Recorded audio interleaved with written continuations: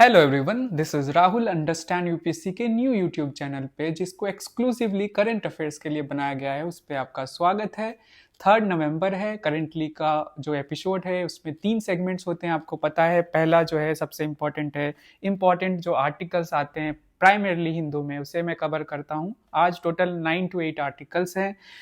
उसके बाद we have the previous year जो प्रीलिम्स के क्वेश्चन है, हमें प्रैक्टिस करनी है, और वो इस तरीके से प्रैक्टिस करने हैं कि आपका जो मैड में जो आपको टॉपिक्स मिले हैं, आई मीन जो आपको यस्टरडे टॉपिक्स मिला था, उसी के बेसिस पे जो प्रीवियस ईयर क्वेश्चंस आए हैं 10, 20, 15 ईयर्स में, उसे मैं कोशिश करूंगा कवर करने की, और आपको साथ साथ प्रैक्टिस करवाऊंगा।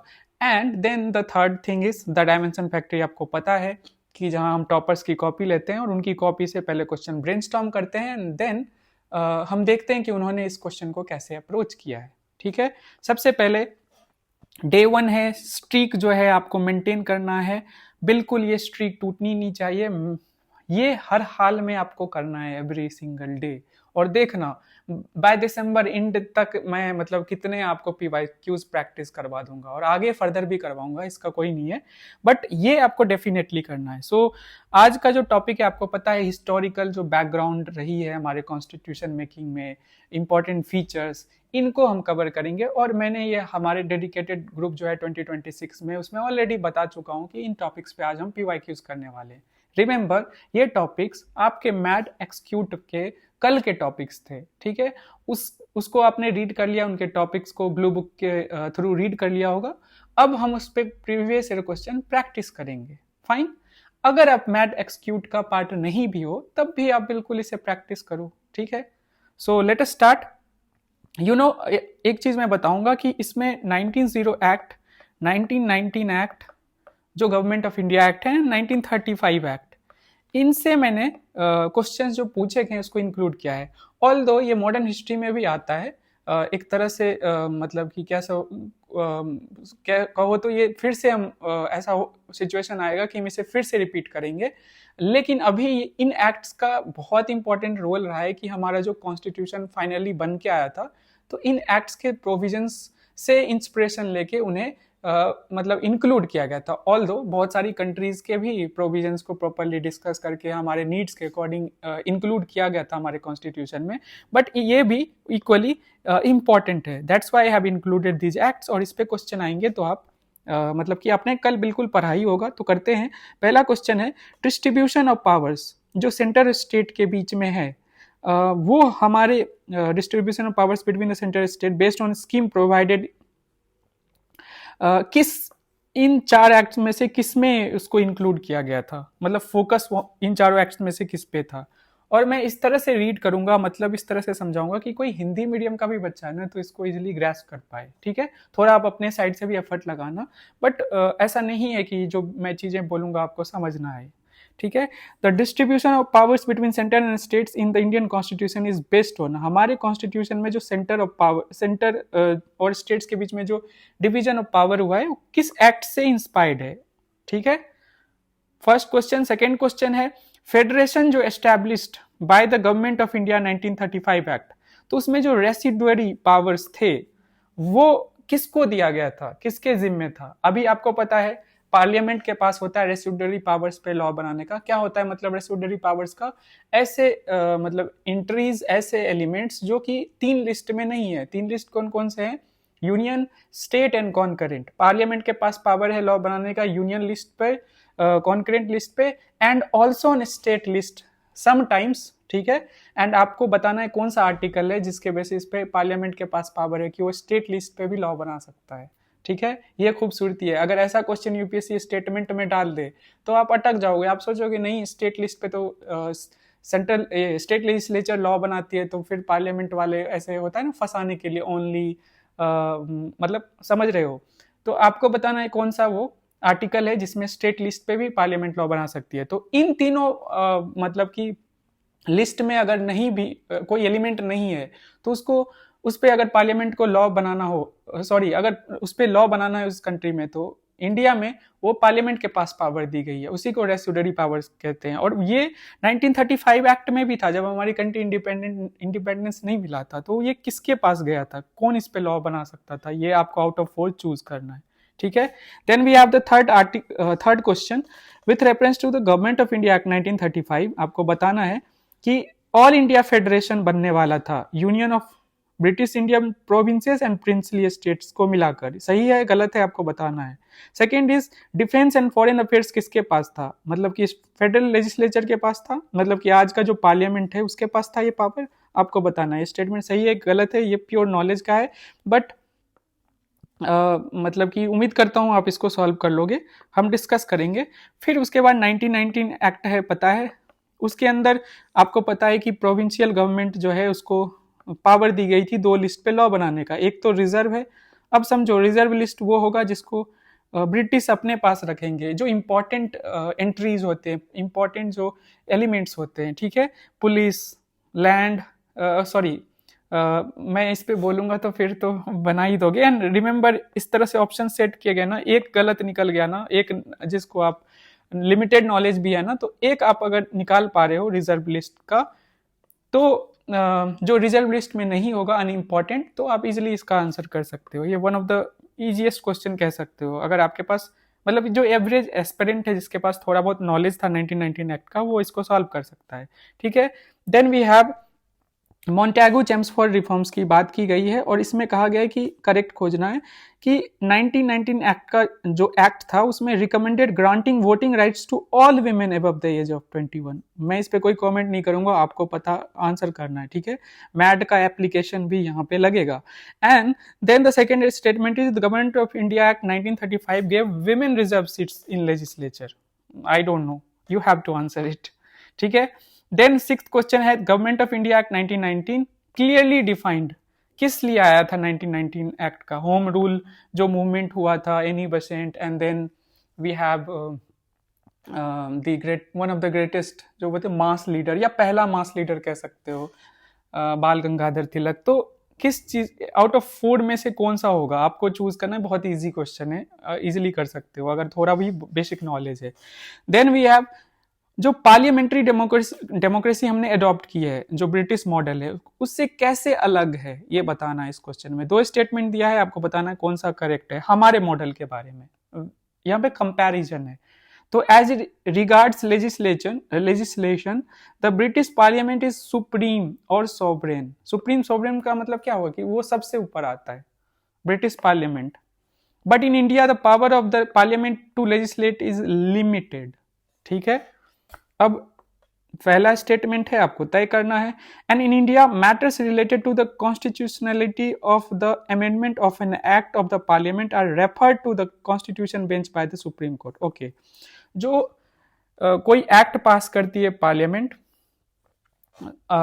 नहीं, अमेंडमेंट एक्ट पास करती है पार्लियामेंट, उसको रेफर किया जाता है इंडिया में कॉन्स्टिट्यूशनल बेंच को, मतलब कि सुप्रीम कोर्ट जो हाईएस्ट कोर्ट है इंडिया में, उसको किया जाता है। ऐसा है क्या, किया जाता है क्या, ये आपको बताना है दोनों स्टेटमेंट, ठीक है।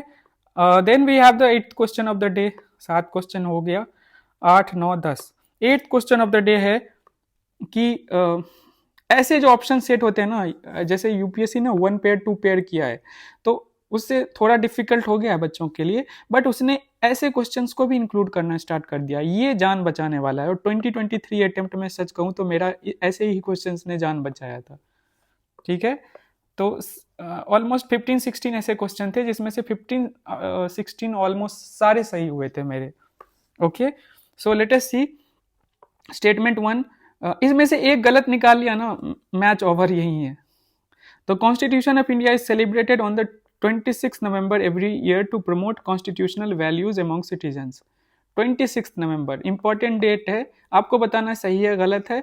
दूसरा, on 26 November 1949 the constituent assembly of India set up the drafting committee, मतलब 26 नवंबर 1949 को ड्राफ्टिंग कमेटी जो है कॉन्स्टिट्यूशन जो है कॉन्स्टिट्यूएंट असेंबली ने बनाई थी। अब आपको तय करना है क्या ये दोनों स्टेटमेंट सही है, फर्स्ट का करेक्ट एक्सप्लेनेशन, सेकंड है दोनों सही है बट करेक्ट एक्सप्लेनेशन नहीं है, एक सही है दूसरा गलत है, दूसरा सही है एक गलत है। बस ये 4 ऑप्शंस पे से आपको एलिमिनेट करना है। और बेसिक क्वेश्चन है कॉन्स्टिट्यूशनल गवर्नमेंट, ये बहुत बार पूछता है, क्या मतलब होता है इसका, ठीक है। आप बेसिक इसका अगर जानते हो थोड़ा बहुत तो इसको भी इजीली सॉल्व कर लोगे, ठीक है। Representative government of nation with federal structure, government whose head enjoys nominal powers, ठीक है, a government whose head enjoys real powers. ऐसे क्वेश्चन में क्या लगता है कि सारे ऑप्शन सही हैं, बट इसमें से मोस्ट जो है ना अप्रोप्रिएट आपको चूज करना है। अगर आपको पता है कॉन्स्टिट्यूशनल गवर्नमेंट का क्या मतलब होता है, कॉन्स्टिट्यूशनैलिटी का क्या मतलब होता है, तो इजीली इस क्वेश्चन को आप सॉल्व कर लोगे। अगेन सेम ही है, डेमोक्रेसी सुपीरियर वर्च्यू। डेमोक्रेसी का मतलब क्या होता है, मतलब कि डिफरेंट फॉर्म्स ऑफ गवर्नमेंट होते हैं, democracy as a form of government क्या होता है, उसमें हाईएस्ट या सुपीरियर वर्च्यू क्या होगा, ये आउट ऑफ 4 ऑप्शंस में आपको सेलेक्ट करना है। बेसिक अगर नॉलेज है तो वैसे लगेगा चारों ऑप्शंस करेक्ट हैं, मोस्ट ऑफ द टाइम्स ऐसे ही होते हैं ऐसे क्वेश्चन में। ये थोड़े क्या है, ये क्वेश्चन क्या है, फिलोसफिकल है, जैसे ऐसे होता है ना, एब्स्ट्रैक्ट है, ठीक है। तो आपको आउट ऑफ 4 ऑप्शंस में अपने नॉलेज का यूज करना है और बुद्धिमत्ता का जो इंटेलिजेंस का यूज करना है और इस पे आंसर पे पहुंचना है, ठीक है। स्टार्ट करते हैं हम। आंसर्स भी बताता हूँ, थोड़ा डिस्कस कर देता हूँ जल्दी में। ओके, 1 मिनट दे दो। स्ट्रीक नहीं टूटनी चाहिए, ये याद रहे, पिट्टी होगी सबकी। और सबको कमेंट करना है कमेंट सेक्शन में, ये नहीं कि बस। सो देखो, distribution of power centre and state Indian constitution में आपको पता होगा 3 लिस्ट बनाई गई थी 1935 एक्ट में।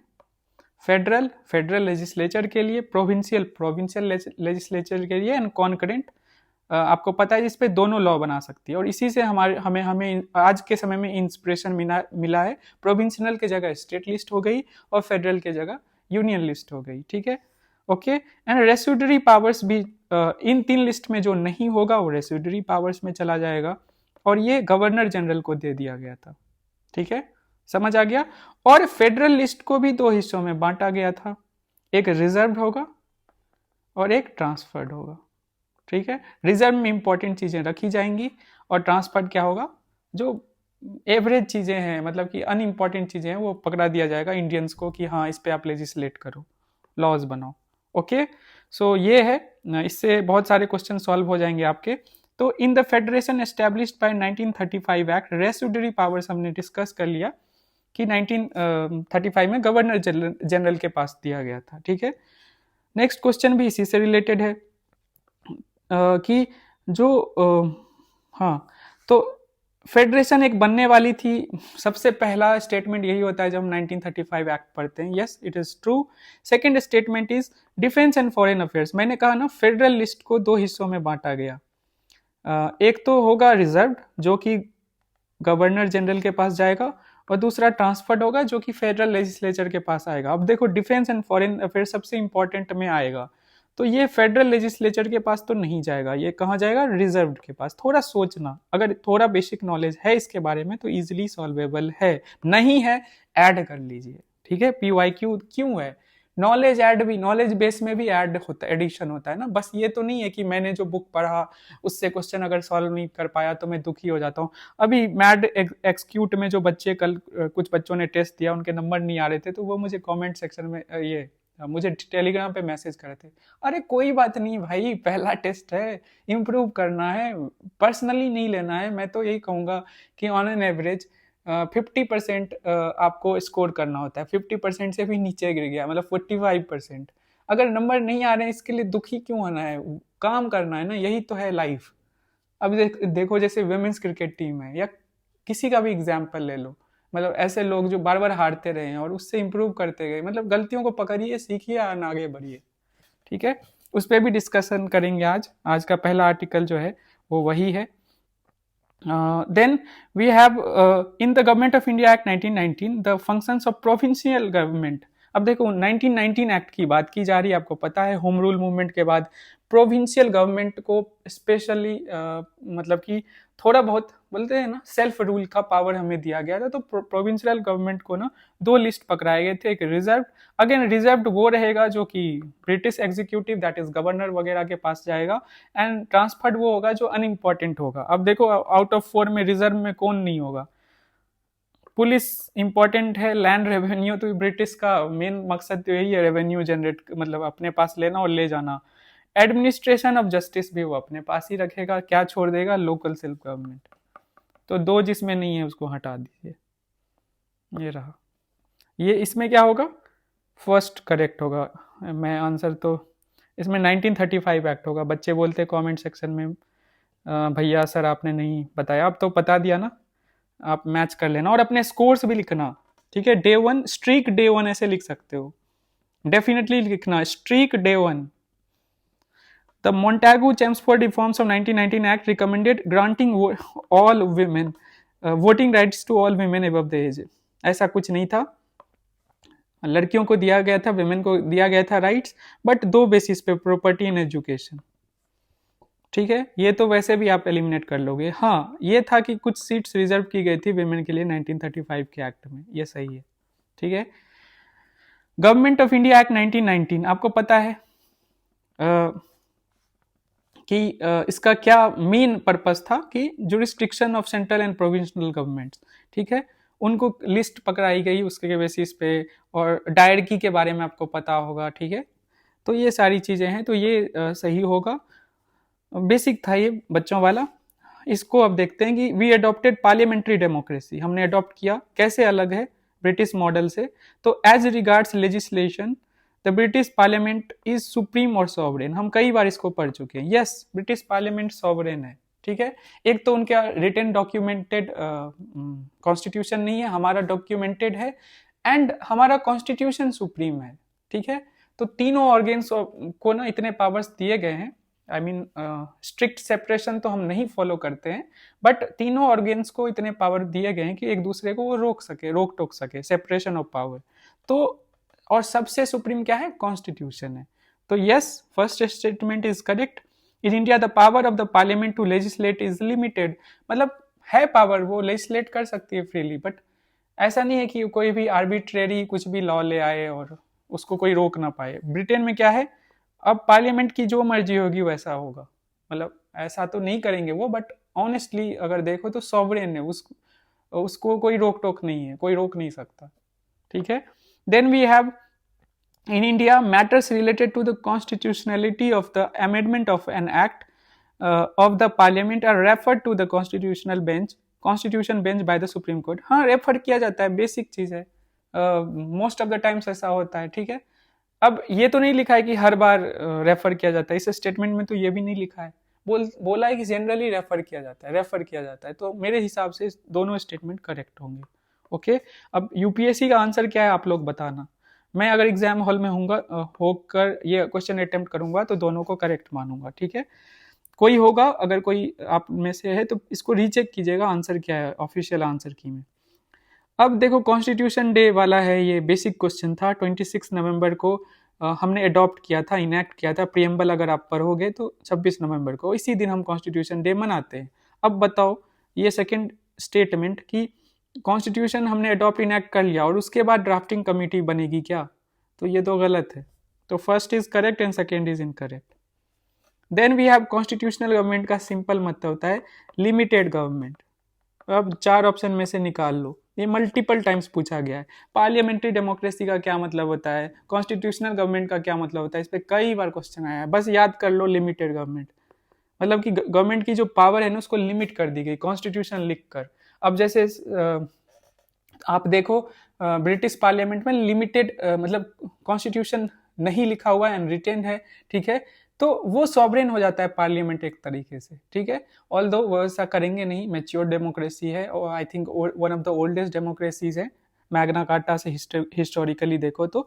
आप बेसिक समझो कि लिमिटेड गवर्नमेंट, जहां भी लिमिटेड वर्ड दिखे कॉन्स्टिट्यूशनलिटी का वही मतलब कि पावर्स गवर्नमेंट का जो है ना वो रोका जा रहा है, मतलब कि ऐसा नहीं है कि वो कुछ भी कर सकते हैं, ठीक है। देन डेमोक्रेसी का मतलब ही होता है लोग, मतलब कि लोगों का पार्टिसिपेशन। अब इस चारों ऑप्शन में से बस सोच लो कि लोगों का पार्टिसिपेशन, मैक्सिमम लोगों का कैसे इंश्योर होगा। इंटेलिजेंस एंड कैरेक्टर, हाँ डेमोक्रेसी रिलाई भी करता है कि कैसे सिटीजन्स हैं, कैसे लॉज बन रहे हैं, ठीक है। तो इन चारों ऑप्शन में सबसे अप्रोप्रिएट ए है। सुपीरियर इंडिविजुअल एंड डायनामिज्म, ये तो एब्सर्ड है। A band of dedicated party workers, इसका क्या मतलब है, मतलब इलॉजिकल लग रहा है मुझे।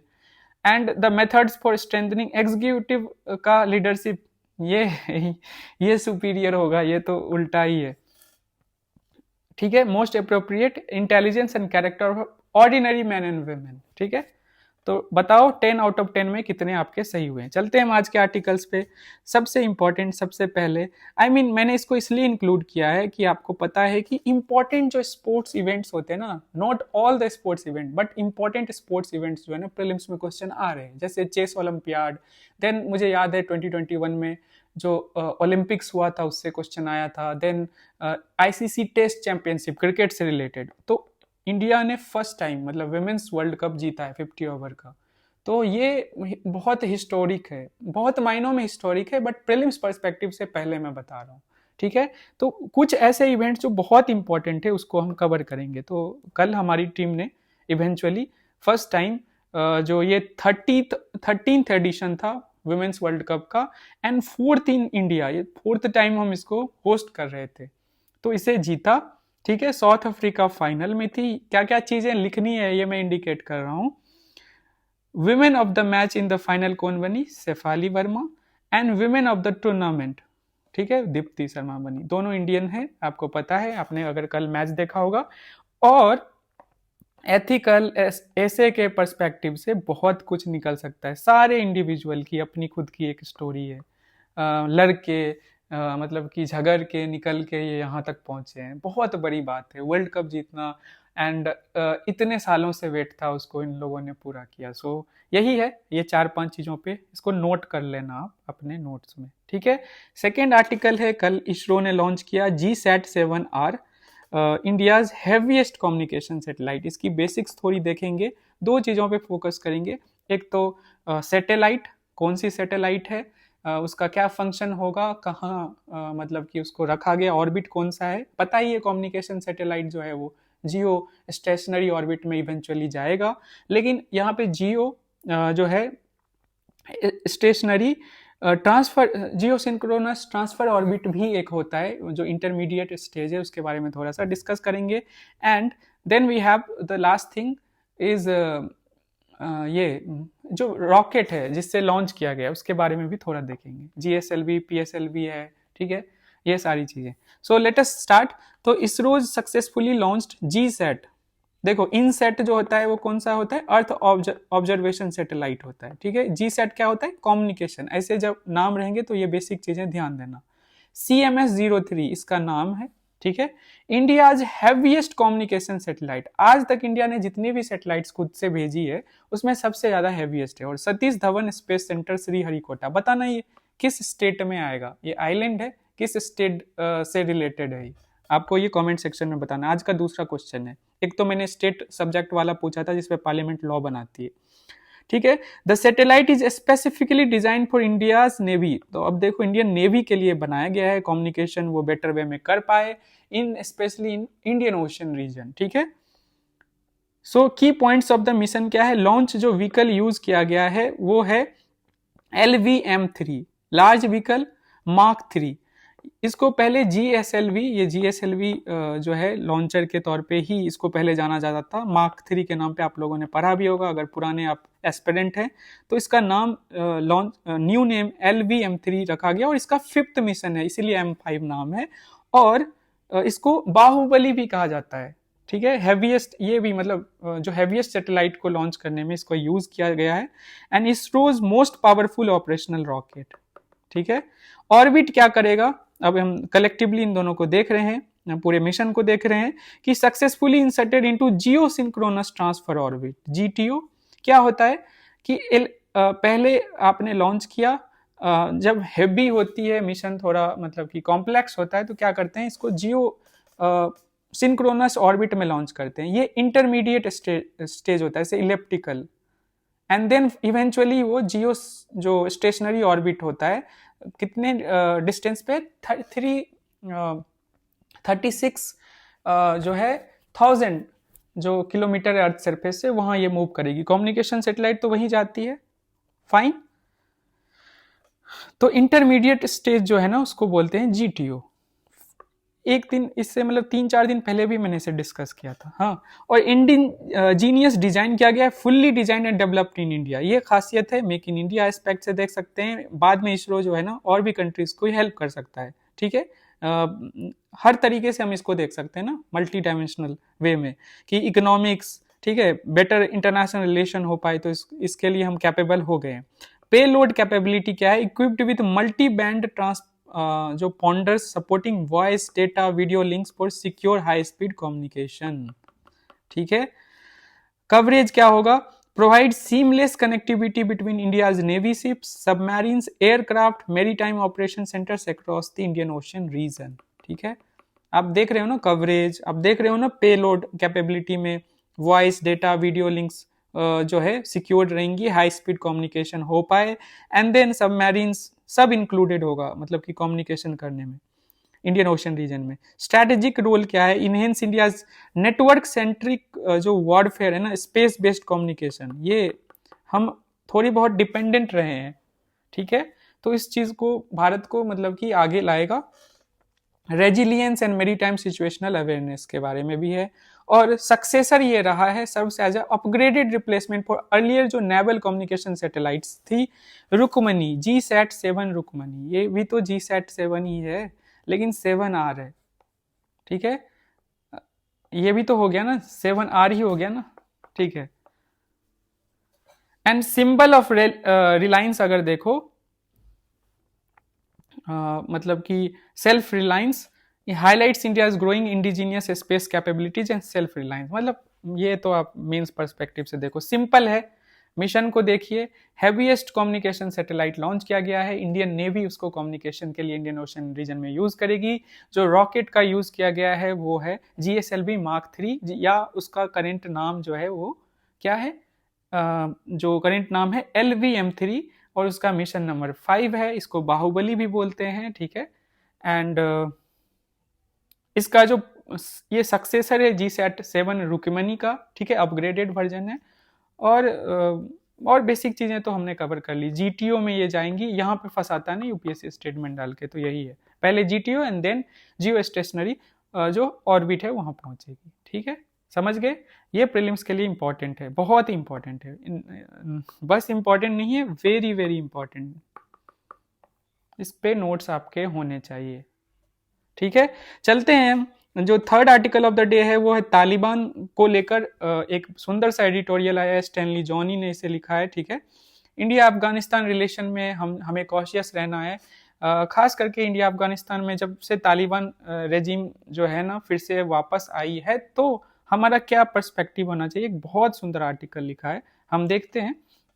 The article argues that India should engage with Taliban regime in Afghanistan, but refrain from formally recognizing it। आपको पता है रसिया ने ही बस अभी तक फॉर्मली रिकॉग्नाइज किया है तालिबान जो रेजिम है, और किसी भी कंट्री ने नहीं किया है। और अगर इस रीजन में देखो तो पाकिस्तान, चाइना एंड रशिया, ये तीनों तालिबान से जुड़े हैं। मतलब तालिबान जो नई रेजिम आई उसके इनसे अच्छी इंगेजमेंट है, बट रिकॉग्नाइज बस रशिया ने ही किया है।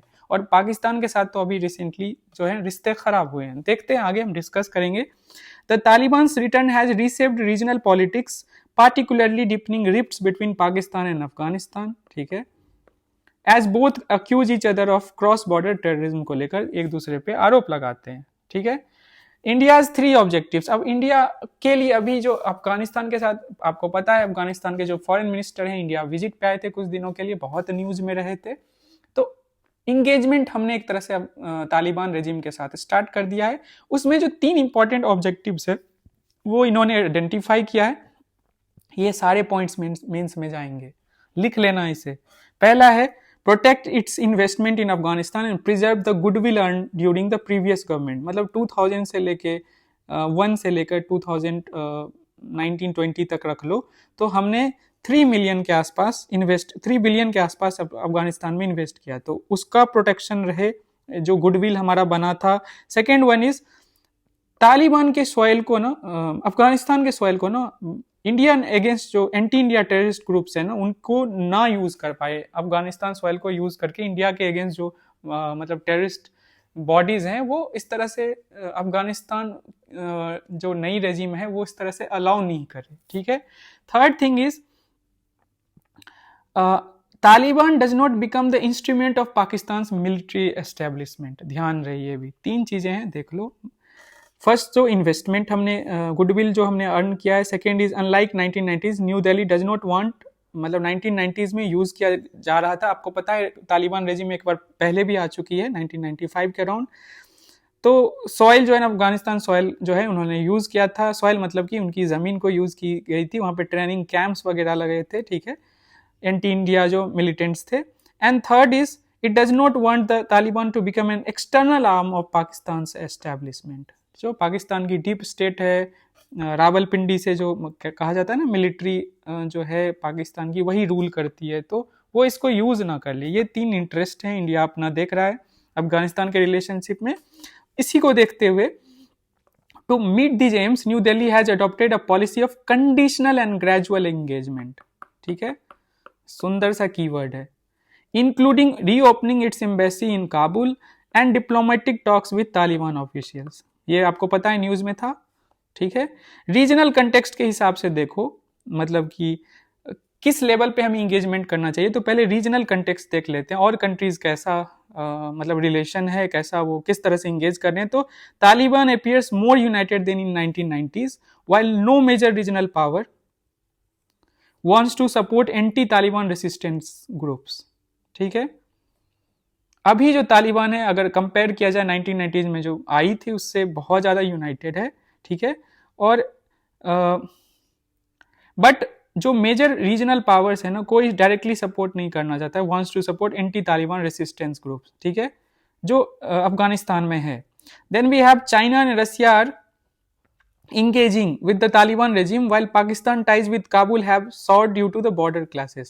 चाइना रसिया बहुत ज़्यादा ही इन्वॉल्व है। रसिया ने तो इवन रिकॉग्नाइज भी कर लिया है, बट पाकिस्तान के साथ जो ना तहरीके जो आई थिंक तहरीके तालिबान है ना, TTP स्टैंड फॉर व्हाट, मैं इसका फुल फॉर्म आप लोग बता सकते हो क्या? मतलब एक टेररिस्ट ऑर्गेनाइजेशन है TTP, तहरीके समथिंग नाम है, बहुत सारे हैं ना टेररिस्ट ऑर्गेनाइजेशंस। तहरीके पाकिस्तान, ठीक है, आप देख लेना, ठीक है। सो क्लैशेस हुए और इनकी वजह से अटैक्स हुए। तो आपको पता है कि दोनों बॉर्डर्स पे जो है ना, पाकिस्तान अफगानिस्तान बॉर्डर पे कुछ दिनों पहले न्यूज में थे ही, हमने कवर ही किया है। This situation presents India limited but crucial diplomatic opening to encourage Taliban cautiously. ठीक है, जो सिचुएशन है, जो और लोगों और कंट्रीज के जो इंगेजमेंट है उसके बेसिस पे हमारे पास लिमिटेड ऑप्शन है, और क्रूशियल डिप्लोमेटिक ओपनिंग मतलब कि इंगेजमेंट इंपॉर्टेंट हो गया, but that should be limited. ठीक है, अब इंडिया अगर रिकॉग्नाइज करती है तालिबान रेजिम को तो क्या क्या रिस्क है? तो पहला है imply acceptance of an ideology जो कि रिजिड है, नॉन इंक्लूसिव है। आपको पता है विमेन को लेकर, ठीक है, और रिलीजन को लेकर क्या उनका पर्सपेक्टिव है वो तो क्लियर है, ठीक है। इस चीज को इंडिया रिकॉग्नाइज कर लेगा, जो कि अच्छी बात नहीं है। मतलब लॉन्ग टर्म में अगर सोचो तो, अभी टैक्टिकली हॉट टर्म में हाँ हमें एडवांटेज मिलेगा, खास करके इंडिया अफगानिस्तान और पाकिस्तान के बीच में जो रिलेशंस खराब हुए हैं, बट लॉन्ग टर्म में सोचना है।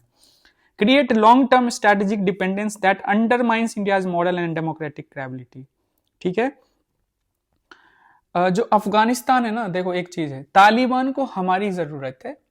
दो रीजंस हैं। पहला, उनकी इकोनॉमी जो है वो नीचे गिर रही है, ठीक है, आपको पता है। और दूसरा उनका जो मतलब के कह लो पाकिस्तान के साथ जो रिलेशंस हैं जिस तरह से खराब हो रहे हैं, तो इन दोनों चीजों में दे नीड अस। एक तो देखो, faced with the hostile Pakistan across the border and collapsing economy at home, तो Taliban need India's assistance far more than India needs Taliban, ये इन्होंने क्लियरली बताया है।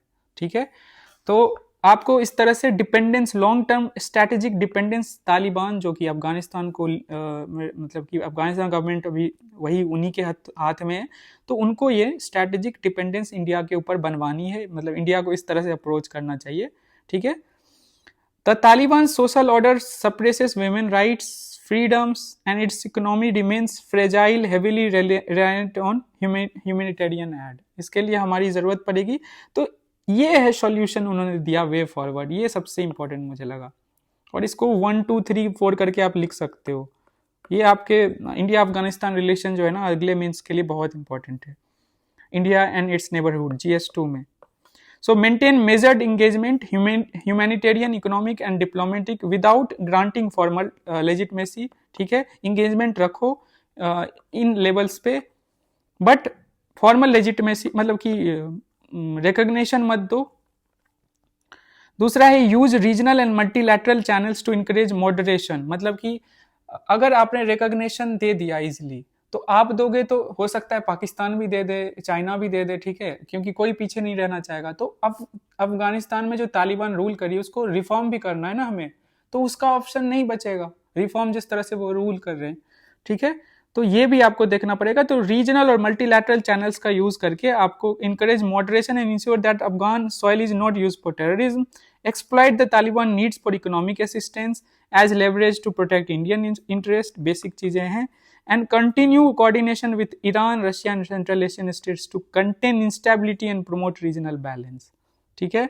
और भी कंट्रीज को इंक्लूड करना, लाइक माइंडेड कंट्रीज जो इंडियन इंटरेस्ट से, उनके इंटरेस्ट और इंडियन इंटरेस्ट में जो है सिमिलैरिटीज है, तो उस बेसिस पे हम अफगानिस्तान को ना इस तरीके से मतलब कि जो अफगानिस्तान में चेंजेस लाने हैं, ठीक है, या इंस्टेबिलिटी कह लो, contain instability and promote regional balance, ठीक है। So this is what I wanted to say. बहुत सुंदर आर्टिकल है, आप लोग खुद से भी पढ़िएगा। एंड टीटीपी का फुल फॉर्म बता देना गूगल करके, बेसिक है। चलते हैं हम नेक्स्ट आर्टिकल पे। ट्राई सर्विसेज एक्सरसाइज त्रिशूल। देखो त्रिशूल एक ट्राई सर्विसेज एक्सरसाइज है। ट्राई सर्विसेज मतलब Indian army, Indian air force and naval, जो हम इंडियन जो नेवी है, इन तीनों का मतलब सम्मिलित एक एक्सरसाइज है। कहाँ होगा आपको पता है, सर क्रिक, इंडिया और पाकिस्तान के बीच में जो है मेरीटाइम एक बाउंड्री है, गुजरात और इंडिया के गुजरात और पाकिस्तान के सिंध प्रोविंस, ठीक है। ये इस पे डिस्प्यूट रहता है, डिस्प्यूट इन द सेंस दोनों कंट्रीज के अपने अपने मतलब कि जो मार्किंग कर रखी है ना बाउंड्री, इसको लेकर हमेशा से ही ये इस पर डिस्प्यूट रहता है। तो वहीं एक्सरसाइज हो रहा है, तो थोड़ा सा स्ट्रैटेजिक है, बस आपको समझना है कि कहाँ हो रहा है और कौन सी बॉडीज, कौन सी जो है हमारी ट्राई सर्विसेज में से इंडियन नेवी, ये सारी कौन कौन से लोग मतलब आर्मी के विंग्स जो है ना पार्टिसिपेट कर रहे हैं, ठीक है, बेसिक है। आगे चलते हैं। ICMR 6 partners to develop antibody against Nipah virus. Nipah virus आपको हर तीसरे दिन मुझे ये न्यूज़पेपर में दिखता है, खास करके केरला में। क्या है निपा वायरस, देख लेते हैं पहले। जेनेटिक डिजीज है, virus from fruit bats. Question भी पूछा गया प्रीलिम्स में, बैट्स से होता है, वो खाते हैं फल को, और फल को जब हम खाते हैं ना, उसके थ्रू हमारे बॉडी में आता है। अब जूनोटिक वायरस का क्या मतलब होता है, जानवर से जो इंसान में फैले, ओके, वो निपा वायरस है। एक मिनट। ट्रांसमिटेड फ्रॉम एनिमल्स और ह्यूमंस विया फ्लूइड्स, वही बात है।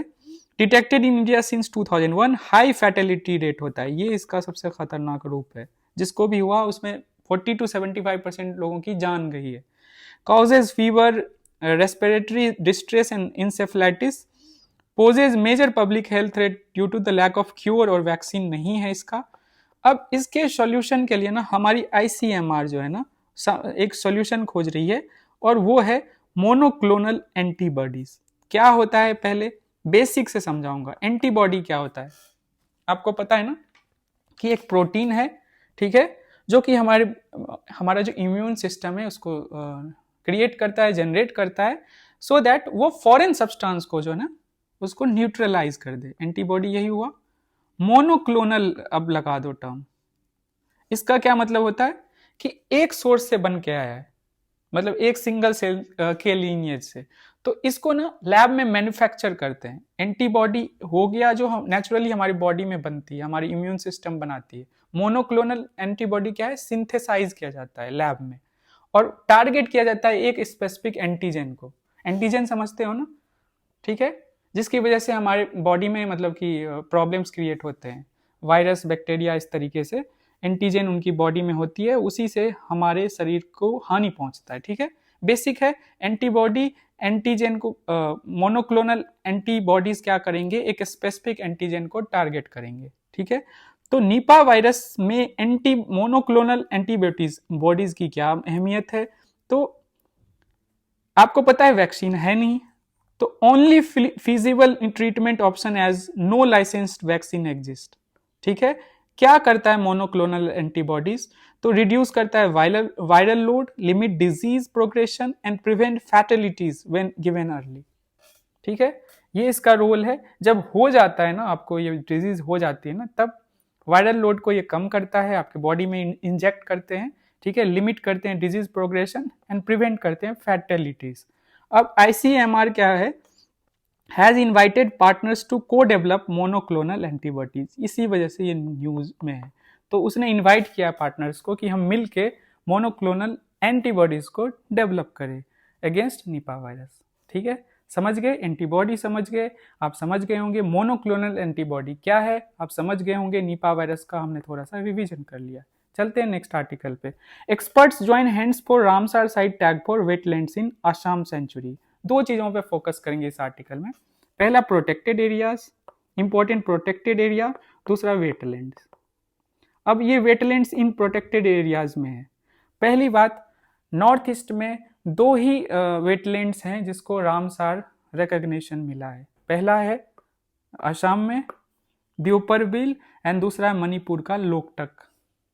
अब असम में एक और मतलब कि कॉम्बिनेशन कह लो, कॉम्बिनेशन है रो मरी दोंदुआ वेटलैंड, इसके रिकॉग्निशन की डिमांड उठ रही है। रो मरी दोंदुआ वेटलैंड कहाँ है? असम में। अभी इसको रामसार साइट रिकॉग्निशन मिली है? नहीं। ठीक है, नॉर्थ ईस्ट में दो साइट्स हैं जिससे मिली है, इसको डेफिनेटली जॉट डाउन कर लेना। अब आते हैं हम इस आर्टिकल पे। तो एक्सपर्ट्स जो हैं जो कंजर्वेशन करते हैं, फॉरेस्ट ऑफिशियल्स हैं, have come together to seek Ramsar site status of Rowmari Donduwa wetland complex located in Assam Nagaon district. इतना नहीं जाना है, असम समझना है। और वो है with in the Laokhowa wildlife sanctuary, part of Kaziranga tiger reserve. अब लखोवा जो है ना वाइल्ड लाइफ सेंचुरी, वो काजीरंगा में। मैंने बोला प्रोटेक्टेड एरिया जो न्यूज में, उस पर भी ध्यान देना है। काजीरंगा पता है असम में, काजीरंगा के अंदर लखोवा है और लखोवा के ही अंदर रो मरी दोंदुआ वेटलैंड है। समझ आ गया? बहुत रिच है ये। बायोडाइवर्सिटी होस्ट एक 120 स्पेसीज होस्ट करती है of resident and migratory birds including knob billed duck, black necked stork. इतना डेप्थ में नहीं जाना है, पर देख लो। फेरुजीनस जो है पॉचार्ड ग्लोबली थ्रेटन्ड है इसका स्टेटस। तो ये बहुत सारे स्पेसीज, 120 प्लस स्पेसीज को है ना, उसका रेसिडेंट है of resident and migratory birds. ठीक है, उसका ये ना हैबिटेट है, यहाँ पे आके वो रहते हैं, रुकते हैं। कनेक्टिविटी कॉरिडोर भी ही है ये। लोखोवा जो है ना, उसके अंदर ही है ना Rowmari Donduwa and Laokhowa and Burachapori wildlife sanctuaries link Kaziranga tiger reserve and Orang national park. ये दो इंपॉर्टेंट नेशनल पार्क असम में ही है। ठीक है, ब्रह्मपुत्रा एक नॉर्थ है, एक साउथ। चलो बताओ, काजीरंगा और ओरांग में तीसरा क्वेश्चन है आज का, कौन सा नॉर्थ है जो ब्रह्मपुत्रा है और कौन सा साउथ है ब्रह्मपुत्रा के? ठीक है, अब इसमें लिंक का काम करता है ये लखोवा। लखोवा के अंदर क्या है? ये वेटलैंड है, इसको नहीं मिला है राम साइट रिकॉग्निशन। ठीक है, समझ गए होंगे। चलते हैं हम नेक्स्ट आर्टिकल पे। नाइजीरिया को हमारे डोनाल्ड ट्रंप ने वार्न किया है। देखेंगे क्यों किया है, नाइजीरिया की इंपॉर्टेंस देखेंगे, और इंडिया के लिए नाइजीरिया क्यों इंपॉर्टेंट है इसको भी हम देखेंगे। सबसे पहले नाइजीरिया की लोकेशन, ये वेस्टर्न अफ्रीका है, आपको पता है। इसमें ये नाइजीरिया है, इसको बोला जाता है गेटवे, और ये गिन्नी, गल्फ ऑफ गिन्नी है ये इलाका, बहुत रिच है, रिसोर्स रिच। ठीक है, सो नाइजीरिया ये रहा, कैपिटल अबूजा है। फाइन। यहाँ पे एक टेररिस्ट ऑर्गेनाइजेशन एक्टिव है, बोको हरम का आप लोगों ने नाम सुना होगा, बहुत डेडली है, और हमारे न्यूज चैनल ने बहुत सारे इस पे वीडियोस बनाए हैं 9:30 PM के अराउंड। ठीक है, तो चलते हैं इस आर्टिकल में, देखते हैं कि US president Donald Trump warn that the US may cut aid or take military action against Nigeria if the country fails to stop what he called the prosecution and killings of Christians. तो Christians की जो prosecution, religious prosecution हो रही है, Nigeria में Christians भी है और मुस्लिम्स की भी पॉपुलेशन है, तो उनको प्रोसिक्यूट किया जा रहा है टेररिस्ट ऑर्गेनाइजेशन के द्वारा। तो इसी चीज को लेकर धमकी दी है डोनाल्ड ट्रंप ने। ठीक है, एक तो जो यूएस एड मिल रहा है उसको कट किया जाएगा, दूसरा मिलिट्री एक्शन ली जाएगी, ये उन्होंने धमकी दी है। नाइजीरिया के बारे में जान ले। जियो पॉलिटिकल सिग्निफिकेंस देख लो, most populous country in Africa, 22 crore के आसपास आबादी है। मुझे बताओ ये सबसे ज़्यादा इमर्जिंग, मतलब कि जैसे इंडिया को बोलते हैं ना दुनिया में सबसे मेजर इकोनॉमीज में सबसे ज़्यादा इमर्जिंग, मतलब कि हाई रेट पे ग्रो हो रहा है, तो उसी तरीके से अफ्रीका में नाइजीरिया को ऐसा माना जाता है और फ्यूचर में से पावर हाउस कहा जाता है, मतलब कि ये सबसे बड़ी इकोनॉमी बन के उभरेगी। मुझे ये बताओ कि सबसे बड़ी इकोनॉमी अफ्रीका में कौन सी है, और अगर नाइजीरिया नहीं है तो इसकी रैंक क्या है, ये बताना। थोड़ा सा देख लेते हैं ना आप लोगों की भी एबिलिटी। अब plays a leading role in African Union, इकोवास, जो इकोवास आपको पता होगा, ECOWAS, मैं इसको इकोवास बोल देता हूँ, economic community of West African states, जिसकी हेडक्वार्टर भी अबूजा में ही है, इसके कैपिटल में।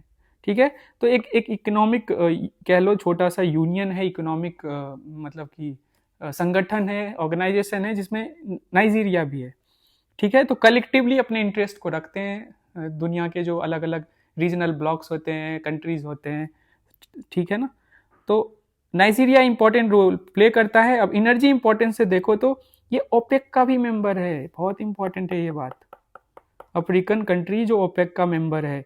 एंड इंडिया को 5 to 8% जो है ना टोटल क्रूड ऑयल एक तरह से इंपोर्ट करता है, ये हर साल बदलते रहता है, आप 5% मोटा मोटी रख लो। और स्पेशली लाइट स्वीट क्रूड, अब लाइट स्वीट क्रूड की इंपॉर्टेंस ये है कि उसको रिफाइन करना थोड़ा ईजियर है, सल्फर कंटेंट कम होती है। और India is one of the Nigeria's largest trading partners, bilateral trade, मतलब इंडिया ऑलमोस्ट 12 बिलियन के आसपास ट्रेड करता है, one of the largest trading partner है। ठीक है, ये कटिंग्स हैं, थोड़ा देख लीजिए। रसिया ने न्यू न्यूक्लियर सबमरीन जो है लॉन्च किया है। अब उसमें क्या खासियत है, nuclear submarine to be armed with Poseidon, ये भी डिफेंस न्यूज है, थोड़ा सा इसको जॉट डाउन कर लेना। जो न्यूक्लियर ड्रोन, मतलब कि न्यूक्लियर सबमरीन आर्म्ड विथ, एक न्यूक्लियर ड्रोन के साथ आर्म्ड होगा जिसका नाम है पोजियोडॉन, और उस ये न्यूक्लियर ड्रोन का नाम है, और सबमरीन का क्या नाम है, खाबरो पढ़ लो, आप पढ़ लो, खाबरोव्स्क। ठीक है, ये सबमरीन हो गया, और उसमें जो न्यूक्लियर ड्रोन लगा है उसका नाम पोजियोडॉन है। ठीक है, ये इंपॉर्टेंट है, देख लीजिएगा। इसकी कैपेबिलिटी रसिया की बढ़ गई है, और कोस्टल इलाकों को ना ये ध्वस्त कर सकता है, और इसी ड्रोन को कहते हैं डूम्सडे मिसाइल। और एक और है पैक्ट साइन हुआ है बिटवीन कनाडा एंड फिलीपींस। आपको पता है फिलीपींस और चाइना के बीच में, साउथ चाइना में बहुत ज़्यादा ही लगातार जो है ना टेंशंस रहते हैं, तो फिलीपींस ना और भी कंट्री जो लाइक माइंडेड कंट्रीज है उसके साथ रिलेशंस बेटर करने की कोशिश कर रहा है। कनाडा के साथ भी मतलब कि एक defence pact kind of sign किया गया है to boost combat drills and expand security alliances. ठीक है, तो यही है, थोड़ा सा देख लेते हैं न्यूज में। एंड देन इसी को मैंने डिस्क्राइब किया है। And then we have important data, 300 killed in Bangladesh political violence rights group, मतलब कि बांग्लादेश में जो जब से शेख हसीना को मतलब हटाया गया तब से टोटल 300 पीपल किल्ड हुए हैं। बांग्लादेश के ही एक जो है एनजीओ ने इस चीज़ को रिपोर्ट किया है। तो हम इसको India and neighbourhood, India Bangladesh relation में जो ये डेटा है इसको यूज़ कर सकते हैं कि रिसेंट जो डेवलपमेंट्स हुए हैं उस खास करके जो डोमेस्टिक पॉलिटिकल वायलेंस, जो अपोजिशन पार्टी जो उनके अगेंस्ट जो इस तरह की कार्रवाई कर रही है गवर्नमेंट या गवर्नमेंट की बॉडीज, और या गवर्नमेंट जो है ना इनएक्टिव है। तो यही है आज के सारे आर्टिकल्स, आई होप आपको समझ आया होगा। हम आ जाते हैं अब द डायमेंशन फैक्ट्री में। द डायमेंशन फैक्ट्री में आपके सामने टॉपिक मैंने दिया था, डिक्लाइन जो हो रहा है हमारे पार्लियामेंट का, उसी पर क्वेश्चन है। क्वेश्चन पढ़ते हैं, C and V value addition. C for जो कोर डिमांड है क्वेश्चन का, कोर डिमांड या डिमांड्स के लो, स्ट्रक्चरिंग कैसे करनी है, इंट्रोडक्शन कैसे लिखना है, कंक्लूजन कैसे लिखना है, और कुछ वैल्यू एडिशन हो पाए तो वो भी देखेंगे। फिर हम जाएंगे टॉपर्स की कॉपी में। ठीक है, सो वन बाय वन करते हैं। आप लोग वीडियो को पॉज करो और ये आंसर आपको लिख के हमारे 7 to 9 जो ग्रुप है डेडिकेटेड 2026 अटेम्प्ट में के बच्चों के लिए, उसमें आप डायरेक्टली इसको पोस्ट कर सकते हो। तो सबसे पहले एनालाइज का क्या मतलब होता है, हर तरीके से बताओ। ठीक है, क्रिटिकल रहना है।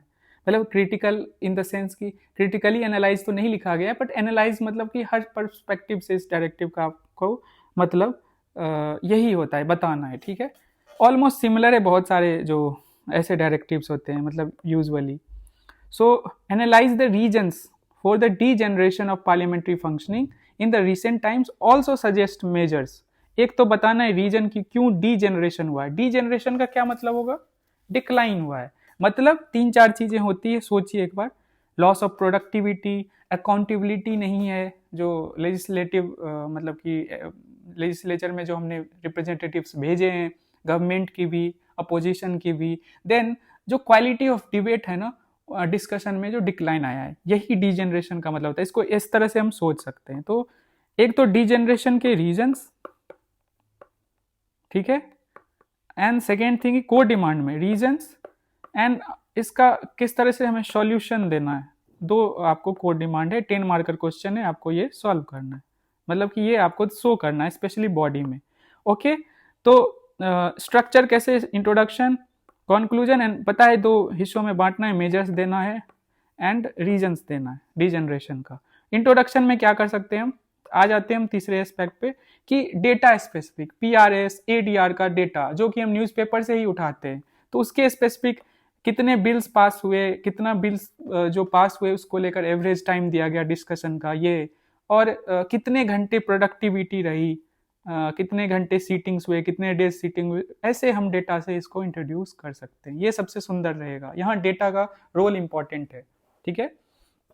और करेंट डेटा, देन फिर इसको हम इसी डेटा के थ्रू बता देंगे कि किस तरह से पार्लियामेंट जो है ना फंक्शन नहीं कर रहा है। डेटा ही बता देगा कि किस तरह से प्रोडक्टिविटी कह लो, जो क्वालिटी ऑफ डिबेट डिस्कशन जो है वो डिग्रेड हो रहा है, ये सारी चीजें आ जाएंगी। अब रीजंस जो है ना, मल्टीपल रीजंस निकल के आ जाएंगे, बता दो कुछ भी, मतलब डिक्लाइन इन प्रोडक्टिविटी है, क्या क्या रीजंस हो सकते हैं, मतलब इसको और हम ब्रेक कर सकते हैं कि सीटिंग्स जो है कम हो गए, फ्यूअर सीटिंग्स, ठीक है। 60 to 70 days I think average अब हो गया है, और एक टाइम पे 150 डेज सीटिंग्स हुआ करते थे अगर तीनों सेशंस को मिला दो तो, ठीक है। देन वॉकआउट्स जो है फ्रीक्वेंट हो गया है, जो डिसरप्शंस हैं बहुत ही, मतलब कि लोग जो एमपीज हैं, खास करके अपोजिशन के एमपीज हैं, मतलब सबको इसके लिए रीजन, सबका मतलब कह सकते हैं ना, हर कोई इसको इसके डिसरप्शन में, इसके डिक्लाइन में कह सकते हैं कारण है। बट अगेन अपोजिशन के एमपी ज़्यादा दिखते हैं हल्ला करते हुए, डिसरप्ट करते हुए। देन वी हैव पॉलिटिसाइजेशन भी एक रीज़न है, ठीक है। स्पीकर या कह लो चेयरमैन का पद है, ठीक है, इन पे आरोप लगाते हैं अपोजिशन वाले। फिर पार्टी लीडर्स ना इसको यूज़ करते हैं, इस जो पार्लियामेंट का जो पोडियम है उसको यूज़ कर रहे हैं अपने पॉलिटिकल गेन्स के लिए, ठीक है। तीसरा रीजन क्रिमिनलाइजेशन, सबसे बेसिक रीजन ये दिया जाता है।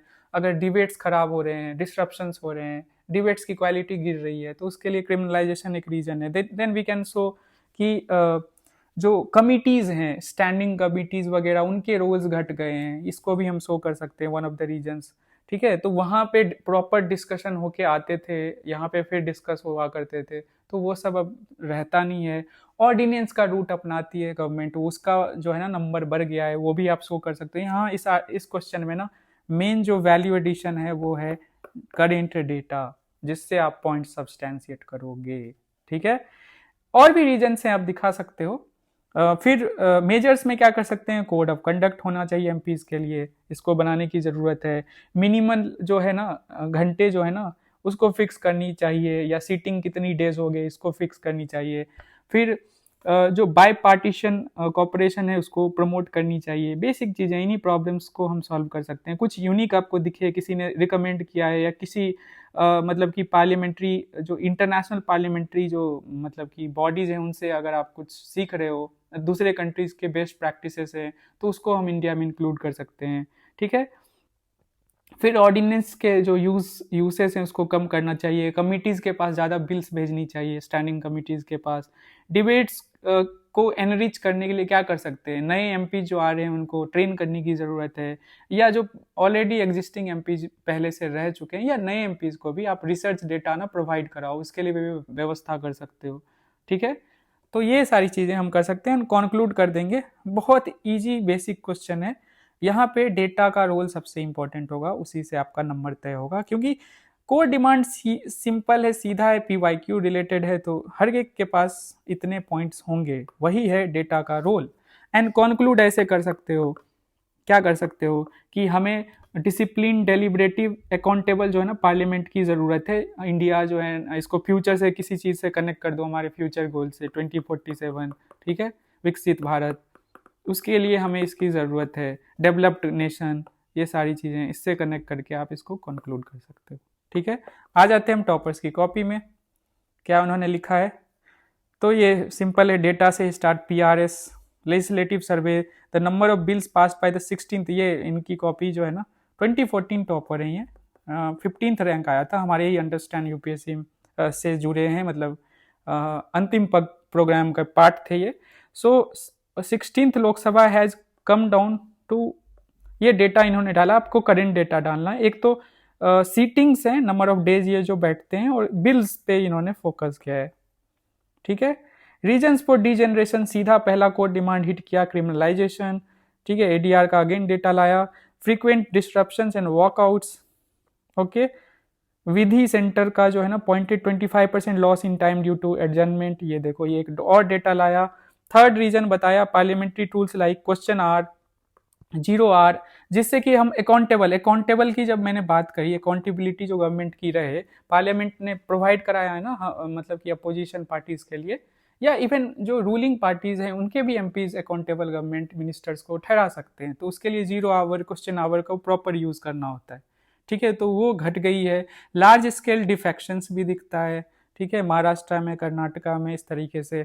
लैक ऑफ इफेक्टिव, ये तो जबरदस्ती का पॉइंट है, एमपीज के लिए तो मिनिमल है, एमएलएज के लिए ये थोड़ा, पार्लियामेंट की जब बात की जा रही है तो एमपीज की हम बात कर रहे हैं, तो ये थोड़ा कम है, इलेक्शन के टाइम में ये दिखता है, but again one of the points हो सकता है, ठीक है। Lack of effective responsible opposition combined, जैसे इन्होंने डिप्टी स्पीकर पोस्ट भी वैकेंट है, ठीक है। तो जैसे इन्होंने कुछ पॉइंट्स, 5 पॉइंट्स रखे हैं, तो हम और 1-2 पॉइंट्स जैसे कि ऑर्डिनेंस वाला, स्टैंडिंग कमिटीज वाला, ये सारी चीजें इंक्लूड कर सकते हैं, ठीक है। देन वी हैव मेजर्स, इन्होंने क्या लिया, पार्लियामेंट इन्हेंसमेंट प्रोडक्टिविटी बिल 2017 में जो लाया गया था, उसको पास कराना चाहिए, लिख लेना, ये इंपॉर्टेंट है, आपके नोट्स में होगा ही। Parliamentary committees should be strengthened and provided technical जो है secretariat support. Then opposition should be decide agenda for few days, ठीक है। Post of speaker should be relieved of anti defection duty, ठीक है, वो इसको मिसयूज भी किया जाता है, आपको पता है, एंड इसको ईसी के पास दे देना चाहिए। और एक कमीशन ने इस चीज़ को रिकमेंड किया था, वेंकट चलैया कमीशन, ठीक है। स्पीकर से आप दे दो, जो एंटी डिफेक्शन 10th शेड्यूल लगाते हो ना, ट्रांसफर कर दो इलेक्शन कमीशन को, उनको डिसाइड करने दो। देन कॉन्क्लूड कैसे किया, parliament is temple of democracy and it's effective functioning is essential for vibrant robust democracy, basic है। ऐसे ही हमने कैसे किया, डिसिप्लिन, डेलिब्रेटिव, अकाउंटेबल पार्लियामेंट, आप अपने हिसाब से कर सकते हो। यही था आज का क्वेश्चन। आपको आंसर 7 to 9 PM के बीच में भेजना है। कहाँ भेजना है, 2026 के डेडिकेटेड ग्रुप में। 2026 का डेडिकेटेड ग्रुप कहाँ है, इस वीडियो के डिस्क्रिप्शन में सेकेंड लिंक पे क्लिक करना है।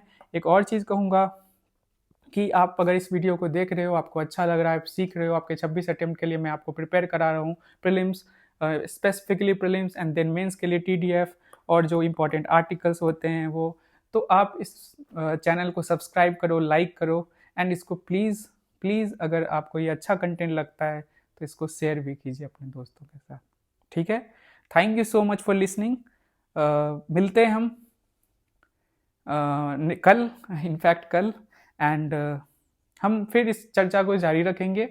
एंड बहुत सारे बच्चों ने सपोर्ट किया है, बहुत अच्छे अच्छे कमेंट्स लिखे हैं, कॉन्ग्रेचुलेट किया मुझे, उसके लिए बहुत बहुत धन्यवाद। आपका सपोर्ट मायने रखता है, एंड आपके सपोर्ट से ही जो है वो हम इतना मतलब जो भी हमने अचीव किया है 3 महीनों में, this is the 4th month, वो आपके सपोर्ट की वजह से, आपके विश्वास की वजह से। And this plan is free of cost, मैं फिर से रिपीट कर रहा हूँ, ये फ्री ऑफ कॉस्ट है।